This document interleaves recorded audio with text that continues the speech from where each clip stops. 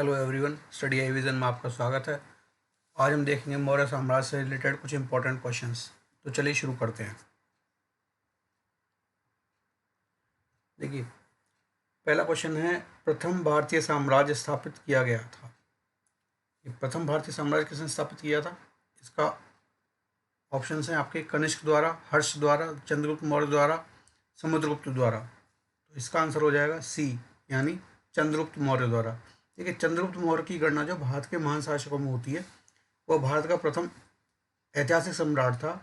वो पहला ऐसा सम्राट था जिसने बृहत्तर भारत पर अपना शासन स्थापित किया था और जिसका विस्तार जो है ब्रिटिश साम्राज्य से बड़ा था। और उसके साम्राज्य की सीमा जो ईरान से मिलती थी, और उसने भारत को सर्वप्रथम राजनीतिक रूप से एकबद्ध किया था। नेक्स्ट क्वेश्चन देखते हैं। नेक्स्ट क्वेश्चन है, भारत में पहले साम्राज्य की स्थापना किस शासक द्वारा की गई थी? आपके ऑप्शन है चंद्रगुप्त मौर्य, अशोक, कनिष्क, चंद्रगुप्त द्वितीय, विक्रमादित्य। तो इसका आंसर हो जाएगा ए, यानी चंद्रगुप्त मौर्य। तीसरा क्वेश्चन है, निम्नलिखित में से कौन सा सबसे पुराना राजवंश है? आपके ऑप्शन है गुप्त, मौर्य, वर्धन या कुषाण। तो इसका आंसर हो जाएगा बी, यानी मौर्य। देखिए, इसमें जो उत्तर दे रखे हैं विकल्पों में, मौर्य राजवंश सबसे प्राचीन है। इसका समय 321 से 184 ईसा पूर्व तक था। मौर्य राजवंश की स्थापना चंद्रगुप्त मौर्य ने की थी। इसके बाद कुषाण वंश, फिर गुप्त वंश और वर्धन राजवंश ने प्राचीन भारत पर शासन किया था। चलिए देखते हैं चौथा क्वेश्चन। चौथा क्वेश्चन है, जिसके ग्रंथ में चंद्रगुप्त मौर्य का विशिष्ट रूप से वर्णन हुआ है। ऑप्शन है आपके भास, शूद्रक, विशाखा। ये विशाखा दत्त है, इसको सही कर देते हैं, विशाखा दत्त। विशाखा दत्त। और डी है आपका अश्वघोष। तो इसका आंसर हो जाएगा आपका सी, यानी विशाखा दत्त। यानी विशाखा दत्त कृत मुद्रा राक्षस से चंद्रगुप्त मौर्य के विषय में विस्तृत विवरण प्राप्त होता है। इस ग्रंथ में चंद्रगुप्त को नंदराज का पुत्र माना गया है। मुद्रा राक्षस में चंद्रगुप्त को वृषल तथा कुलहीन भी कहा गया है। आगे देखते हैं पांचवा क्वेश्चन। पांचवा क्वेश्चन है, यूनानी लेखक जस्टिन द्वारा किसे सेंड्रोकोटस कहा गया था? ऑप्शन आपके चंद्रगुप्त मौर्य, चंद्रगुप्त प्रथम, चंद्रगुप्त द्वितीय या समुद्रगुप्त। तो आपका आंसर हो जाएगा चंद्रगुप्त मौर्य। देखिए, विलियम जोन्स पहले ऐसे विद्वान थे जिन्होंने सेंड्रोकोटस की पहचान मौर्य शासक यानी चंद्रगुप्त मौर्य से की थी। और एरियन तथा प्लूटार्क ने चंद्रगुप्त मौर्य को एंड्रोकोटस के रूप में वर्णित किया था। अच्छा, जबकि जस्टिन ने सेंड्रोकोटस यानी चंद्रगुप्त मौर्य और सिकंदर महान की भेंट का उल्लेख भी किया है। चलिए देखते हैं छठा क्वेश्चन। सेंड्रोकोटस से चंद्रगुप्त मौर्य की पहचान किसने की थी? अभी हमने बताया सेंड्रोकोटस मौर्य से की जो पहचान की थी, ये विलियम जोन्स ने। तो आगे देखते हैं सातवां क्वेश्चन। निम्न में से किसने सेंड्रोकोटस और सिकंदर महान की भेंट का उल्लेख किया है? इसका भी हम ऊपर व्याख्या कर चुके हैं। तो आपके ऑप्शन है प्लिनी, जस्टिन, स्ट्रैबो या मैगस्थनीज। तो इसका आंसर हो जाएगा आपका बी, यानी जस्टिन। आठवां प्रश्न देखते हैं। ठीक है, आठवां क्वेश्चन है, कौटिल्य प्रधानमंत्री थे। ऑप्शन है चंद्रगुप्त विक्रमादित्य के, अशोक के, चंद्रगुप्त मौर्य के या राजा जनक के। तो इसका आंसर हो जाएगा आपका सी, यानी चंद्रगुप्त मौर्य। आगे देखते हैं नौवां क्वेश्चन, यानी चाणक्य अपने किस नाम से जाने जाते थे? ऑप्शंस आपके अजय, चाणक्य, विष्णुगुप्त या देवगुप्त। तो इसका आंसर हो जाएगा आपका सी, यानी स वाला, विष्णुगुप्त। देखिए, ऋषि चाणक्य ने अपने पुत्र का नाम चाणक्य रखा था। अर्थशास्त्र के लेखक के रूप में इसी पुस्तक में उल्लेखित कौटिल्य तथा एक पदखंड में उल्लेखित विष्णुगुप्त नाम की साम्यता चाणक्य से की जाती है। पुराणों में उसे दुर्जर्शक भर यानी श्रेष्ठ ब्राह्मण कहा गया है। प्रश्न में बचपन के नाम की बात की गई है। तो चाणक्य पर विशेष अध्ययन करने वाले विद्वान ट्राटमैन के अनुसार चाणक्य तथा कौटिल्य नाम चाणक्य के गोत्र नाम हो सकते हैं। तो इसी प्रकार अनेक विद्वानों ने यह निर्गत किया है कि चाणक्य तथा विष्णुगुप्त एवं कौटिल्य अलग अलग व्यक्ति हैं। आयोग ने ये क्वेश्चन जो है आया था आपका यूपीपीसीएस प्री 2006 में, तो आयोग ने इस प्रश्न का उत्तर जो है विष्णुगुप्त अपनी वेबसाइट पर प्रदर्शित किया था। तो आंसर इसका सी सही माना जाएगा। आगे देखते हैं 10वां क्वेश्चन। 10वां क्वेश्चन है चाणक्य का अन्य नाम क्या था? ऑप्शन है आपका भट्ट स्वामी, विष्णुगुप्त, राजशेखर या विशाखादत्त। तो आपका आंसर हो जाएगा इसमें बी यानी विष्णुगुप्त। 11वां क्वेश्चन देखते हैं कौटिल्य की पुस्तक अर्थशास्त्र किस विषय पर आधारित है? ऑप्शन आपके आर्थिक संबंध, शासनकाल के सिद्धांत और अभ्यास, विदेश नीति, धन संचय, उपयुक्त में से कोई नहीं या उपयुक्त में से एक से अधिक। तो इसका आंसर हो जाएगा आपका ई यानी उपयुक्त में से ये या तो कोई नहीं या उपयुक्त में से सभी। देखिए इसके व्याख्या अगर किया है तो कौटिल्य यानी चाणक्य द्वारा मौर्य काल में रचित अर्थशास्त्र शासन के सिद्धांतों और अभ्यास की पुस्तक है। इसमें राज्य के लिए मंडल सिद्धांत हैं जो विदेश नीति की व्याख्या करता है। अच्छा, इसके अलावा इसमें सप्तांग सिद्धांत यानी राजा, अमात्य, जनपद, दुर्ग, कोष, दंड एवं मित्र की सर्वप्रथम व्याख्या मिलती है। अर्थशास्त्र में तत्कालीन प्रशासन एवं कृषि, शिल्प एवं व्यापार व्यवस्था की भी विस्तृत जानकारी प्राप्त होती है। ठीक है, चलो ठीक है, तो आगे देखते हैं। आगे वाला क्वेश्चन 12वां यानी कौटिल्य का अर्थशास्त्र है एक क्या है? ऑप्शन आपके चंद्रगुप्त मौर्य के संबंध में नाटक है, आत्मकथा है, चंद्रगुप्त मौर्य का इतिहास है या शासन के सिद्धांतों की पुस्तक है। इसका आंसर हो जाएगा डी यानी शासन के सिद्धांतों की पुस्तक है। ये UP PCS pre mains exam में 2012 में आया हुआ क्वेश्चन है। 13वां देखते हैं निम्नलिखित में से राज्य के सप्तांग सिद्धांत के अनुसार राज्य का 7वां अंग कौन सा था? तो आपके ऑप्शन हैं आपके जनपद, दुर्ग, मित्र या कोश। तो इसका आंसर हो जाएगा सी यानी मित्र। यानी मित्र को कहते हैं सुहृदय कि राज्य के सप्तांग सिद्धांत के अनुसार राज्य का 7वां अंग है।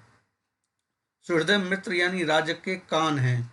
राजा के मित्र शांति एवं युद्ध काल दोनों में ही उसकी सहायता करते हैं। तो इस संबंध में कौटिल्य सहज, आदर्श तथा कृत्रिम मित्र में भेद करते हैं। सहज मित्र कृत्रिम मित्र से अधिक श्रेष्ठ होता है। जिस राजा के मित्र लोभी, कामी या कायर होते हैं उसका विनाश अवश्यंभावी हो जाता है। आगे देखते हैं 14वां क्वेश्चन यानी कौटिल्य के अर्थशास्त्र में किस पहलू पर प्रकाश डाला गया है? ऑप्शन आपके आर्थिक जीवन पर, राजनीतिक नीतियां, धार्मिक जीवन या सामाजिक जीवन। तो इसका आंसर हो जाएगा आपका बी यानी राजनीतिक नीतियां। यानी कौटिल्य के अर्थशास्त्र द्वारा चंद्रगुप्त मौर्य के शासनकाल की बहुत सी बातों का ज्ञान प्राप्त होता है। यह वस्तुतः ऐतिहासिक ग्रंथ नहीं है अपितु राजनीतिक शास्त्र का एक अद्वितीय ग्रंथ है। इसमें मुख्यतः यानी राजनीतिक नीतियों पर प्रकाश डाला गया है। आगे देखते हैं 15वां क्वेश्चन।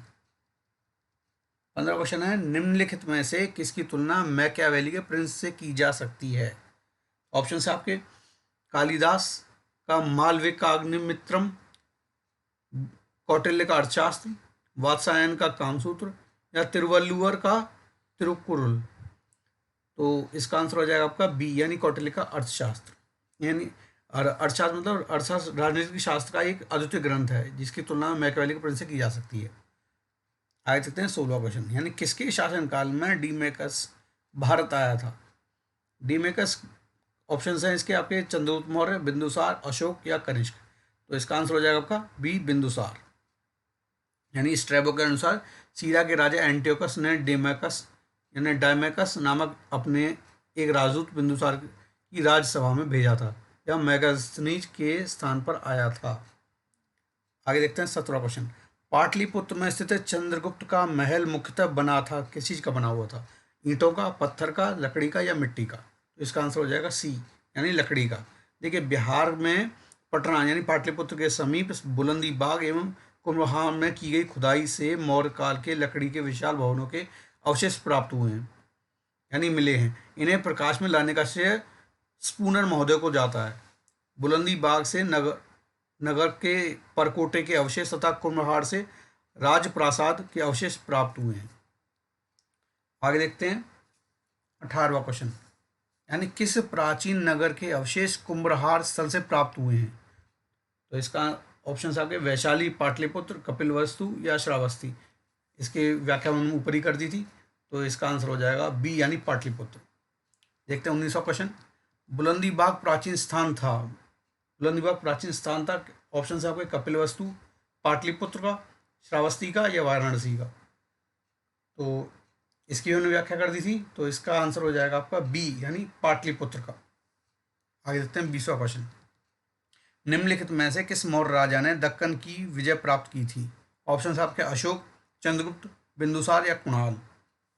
ऑप्शन हो जाएगा आपका बी यानी चंद्रगुप्त, यानी मौर्य साम्राज्य के संस्थापक चंद्रगुप्त मौर्य ने दक्षिण भारत की विजय प्राप्त की थी। इस संदर्भ में अशोक के अभिलेखों, जैन तथा तमिल साक्ष्यों में से जानकारी प्राप्त होती है। राजा दक्षिण भाग के अनेक स्थलों से में अशोक के अभिलेख प्राप्त हुए हैं, मगर अशोक का एकमात्र कलिंग विजय ही थी। अच्छा, अतः ऐसी स्थिति में दक्षिण में विजय का श्रेय हमें चंद्रगुप्त मौर्य को ही देना पड़ेगा, क्योंकि बिंदुसार की विजय अत्यंत संदिग्ध है और इतिहास में उसे एक विजेता के रूप में स्मरण नहीं किया जाता है। जैन और तमिल साक्ष्य में भी चंद्रगुप्त मौर्य की दक्षिण विजय की पुष्टि होती है। तो आगे देखते हैं 21वां क्वेश्चन, यानी 21वां क्वेश्चन हमारा, मालवा, गुजरात एवं महाराष्ट्र किस शासक ने पहली बार जीता था? ऑप्शन आपके हर्ष, स्कंदगुप्त, विक्रमादित्य या चंद्रगुप्त मौर्य। आंसर हो जाएगा इसका डी चंद्रगुप्त मौर्य। यानी राजनीतिक तौर पर लगभग समस्त भारत का एकीकरण चंद्रगुप्त मौर्य के नेतृत्व में संभव हुआ था। प्रारंभिक विजयों के फलस्वरूप चंद्रगुप्त मौर्य का साम्राज्य व्यास नदी से लेकर सिंधु नदी तक के प्रदेश पर हो गया। रुद्रदामन के अभिलेखों में से पश्चिमी भारत पर उसका अधिकार प्रमाणित होता है। जैन ग्रंथों के अनुसार सौराष्ट्र के साथ साथ अवंती पर भी चंद्रगुप्त मौर्य का अधिकार था। उसकी मृत्यु के समय उसके साम्राज्य का विस्तार पश्चिम में हिंदुकुश पर्वत से लेकर के पूर्व में बंगाल की खाड़ी तक था तथा उत्तर में हिमालय की श्रृंखलाओं से लेकर दक्षिण में मैसूर तक था। आगे देखते हैं हमारा 22वां क्वेश्चन। 22वां क्वेश्चन है, अभिलेख जिससे यह प्रमाणित होता है कि चंद्रगुप्त का प्रभाव पश्चिमी भारत पर था या है। तो इसका ऑप्शन है आपके कलिंग शिलालेख, दूसरा है अशोक का गिरनार शिलालेख, या रुद्रदामन का जूनागढ़ शिलालेख, या अशोक का सोपारा शिलालेख। तो इसका आंसर हो जाएगा सी यानी अशोक, सी यानी रुद्रदामन का जूनागढ़ शिलालेख। यानी 150 ईस्वी के रुद्रदामन के जूनागढ़ शिलालेख में आनर्त और महाराष्ट्र नहीं, सौराष्ट्र, गुजरात जो है प्रदेश में चंद्रगुप्त मौर्य के प्रांतीय राज्यपाल पुष्यगुप्त द्वारा सिंचाई के बांध के निर्माण का उल्लेख मिलता है, जिससे यह सिद्ध होता है कि पश्चिमी भारत का यह भाग मौर्य साम्राज्य में शामिल था। आगे देखते हैं 30वां क्वेश्चन। गुजरात सन चंद्रगुप्त मौर्य के साम्राज्य में सम्मिलित था, यह प्रमाणित होता है किससे? ग्रीक विवरणों से, रुद्रदामन के जूनागढ़ शिलालेख से, जैन परंपरा से, अशोक के स्तंभ द्वितीय से। तो आपका इसमें आंसर हो जाएगा बी यानी रुद्रदामन के जूनागढ़ शिलालेख से। आगे देखते हैं 24वां क्वेश्चन, यानी चंद्रगुप्त मौर्य ने सेल्यूकस को किस वर्ष पराजित किया था? ऑप्शन है 317 ईसा पूर्व में, 315 ईसा पूर्व में, 305 ईसा पूर्व में, या 300 ईसा पूर्व में। तो इसका आंसर हो जाएगा सी यानी 305 ईसा पूर्व में। आगे देखते हैं 25वां क्वेश्चन, यानी निम्न में से कौन सा अशोक साम्राज्य में सम्मिलित नहीं था? कौन सा सम्मिलित था? ऑप्शन आपके अफगानिस्तान, बिहार, श्रीलंका या कलिंग। देखिए इसका आंसर हो जाएगा सी। क्यों? देखिए श्रीलंका अशोक के साम्राज्य में स्थित नहीं था। अशोक के द्वितीय शिलालेख से ये बिल्कुल स्पष्ट हो जाता है कि भारत में अशोक का अधिकार चोल, पांड्य, सतयुपुत्र, केरल पुत्र एवं ताम्रपाणी या ताम्रपाणी मतलब श्रीलंका को छोड़कर सर्वत्र था, क्योंकि इन राज्यों को प्रत्यंत या सीमावर्ती राज्य कहा गया है। तो ये थे हमारे आज के कुछ 25 क्वेश्चंस मौर्य साम्राज्य से। अगर ये आपको पसंद आए हों तो शेयर करें, लाइक करें और सब्सक्राइब करें। Thank you.